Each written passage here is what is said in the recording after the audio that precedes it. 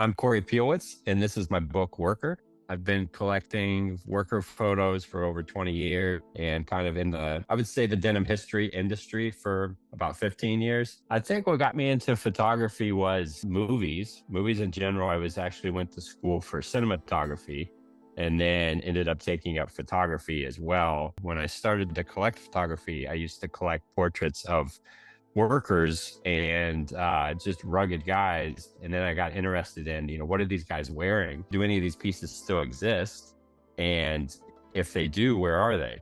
So then I kind of started researching online. I found some forums of old denim. I think Mike Harris's Jeans of the Old West, which was on Super Future back in the day, kind of got involved with that. And then ended up going out to the desert with Mike and experiencing the West, the mining towns, treasure hunting, and then, looking for the clothing, finding the clothing and getting, the excitement you get from finding an original piece of 1800s clothing in a mine is it's hard to describe. I mean, it's just unreal. And it's so rare too these days that it kind of makes it more of a challenge. And then it's kind of like playing like Indiana Jones style thing. And you're just kind of out hunting for stuff and exploring. And then at that time, you can visualize, these guys, these miners working and kind of like visualizing them walking around and kind of seeing them and everything, and then just finding out like, oh, they left this here, they left that there.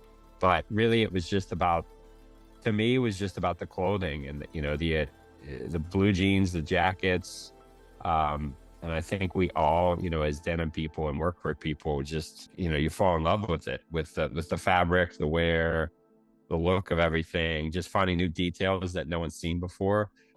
That to me is like the coolest thing. Like Levi's are amazing, but to me, a lot of the off brands are even cooler.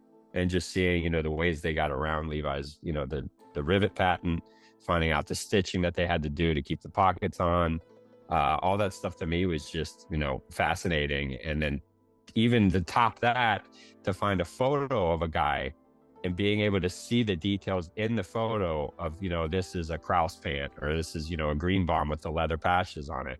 To me, that was even more exciting. So I would just go after photos, for these reasons. And I just started compiling a huge collection of photos that, I think from 1860 to the 1920s is just a huge archive. I think it's almost like a reference, all these photos are references for people to not only learn history, but then also for designers and people to actually take, look at this, placard that's on this shirt. Like, we've never seen this before, or look at this, pocket stitch, and just go from those things. So for me, the book is also, it's not only for people that are into jeans and workwear, it's also for historians, for, movie designers, for anybody that's, kind of into how do we make this, or how do we make it correct type thing.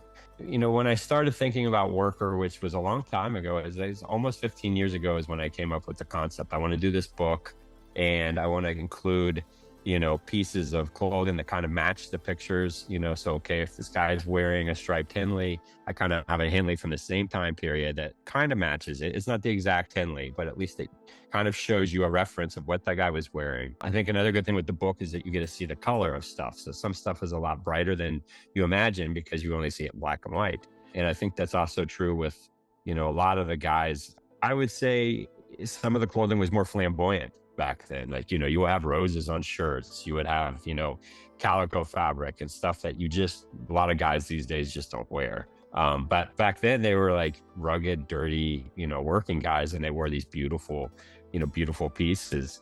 So I think when I came up with the concept, as it was just clothing, and then it still is heavy on the clothing, but I also wanted to throw some ephemera in there. So, some tools, like stuff that the guys were smoking, I wanted to throw tobacco pouches in there, just kind of give somebody who's not really familiar with that time period, to give them an overall kind of scene. And I think that's another good thing to say about the book is, the book started with, miners, and then it moved on to loggers, and then moved on to farmers, and then it moved on to every type of occupational type worker and workwear thing.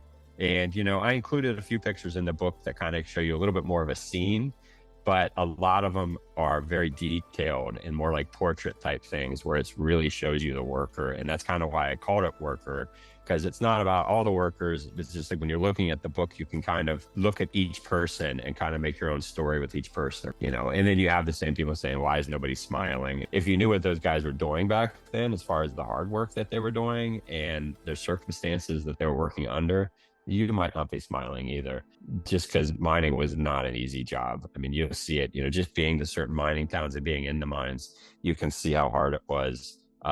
And you can see why guys only did it for so long and why they were fatalities and other things. But yeah, I kind of just wanted to come up with an overall concept. A lot of people collect workwear and the actual garments, but there's not many people that collect the photos. So to me, I think that you have to have the garments and the photos together to give it an overall picture and story.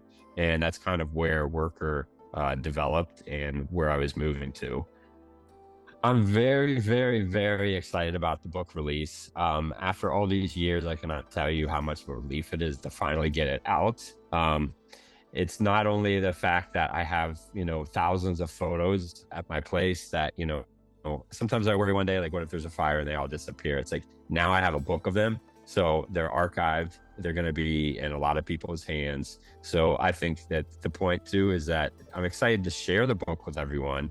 And that's another thing, is a lot of collectors don't share their stuff, and it, gets hidden and people will never see it. And to me, that's kind of a bummer, because there's a group of people that get so excited about seeing new pieces, and I'm showing people, this is my whole collection. It's been 15 years daily on the internet, going to antique malls, dealing with photo dealers and everybody. So it's been a lot of work that I don't think people understand how hard it is. And I think that's kind of like, it's one of the things that brings value to the book, is that I've put so many years and love into it that it makes it what it is. And I think it is one of a kind. I don't think there's another book like this. You will see a lot of books out there that use the same pictures of the kid miners. A lot of Japanese magazines have used them. And in the book, every single one of them is one of a kind. There may be another copy floating out there, but it's very rare. I think that's another thing to bring up is, that the book consists of 10 types, real photo postcards, cabinet cards, glass negatives. And a good thing is that they're all original prints. They were all made from the negative, from that time period. None of them are new pieces. So that's kind of, to me, what I wanted to keep the book at. I won't buy, like, a real photo postcard is a photo that was made from the negative. They normally only printed it the size of the postcard, and it was silver gelatin paper, paper and everything. So it's kind of special. I think that's the whole thing with it, is that it's special. None of them are printed postcards as in mass produced. Nothing in the book is mass produced at all. It's all of it's one of a kind. So I think the book, one of the main reasons it got finished, and I would like to give a huge thanks to Sadia, ENDRIME, and Mohsin. They actually are the reason the book is out and why I got it done so quickly. Otherwise, I could be sitting on this for another 10 years, adding more and more pictures and more pictures. I really don't know what else to say. I just can't wait for everybody to get it in their hands and enjoy it.